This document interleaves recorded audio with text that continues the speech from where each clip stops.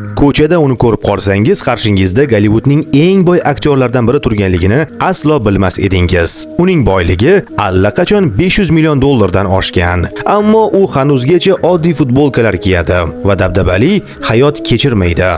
Adam Sandler Gollivudning eng muvaffaqiyatli va kamtar aktyorlardan biri. Ayniqsa uning Hayot pulti filmidagi ijrosi shaxsan menga juda ham yoqadi. U shunday mavqega ega bo'lishiga qaramay, uning turmush tarzi boshqa yulduzlardan keskin farq qiladi. U qimmatbaho kostyumlar kiyishni, yaxtalar sotib olishni yoki shov-shuvli kechalar uyushtirishni xohlamaydi. Aksincha, oddiy futbolkalarni, oilaviy sayrlarni va uyda sokin kechki ovqatni afzal ko'radi. Sandler o'z millionlarini dabdaba uchun emas, balki xayriya ishlariga sarflaydi.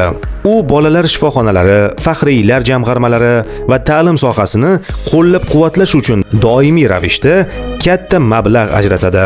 Uning hayotidagi eng katta boylik bu oila. U 26 yildan buyon yagona ayol, rafiqasi Jackie Titonga sodiq. Ular birgalikda 2 qizni tarbiyalayapti. Sandler bir necha bor ta'kidlagan: agar rafiqamning yordami bo'lmaganida bu darajadagi muvaffaqiyatlarga erisha olmasdim. Bu boylik va hashamat olamida o'zicha yashayotgan chinakam inson hikoyasi.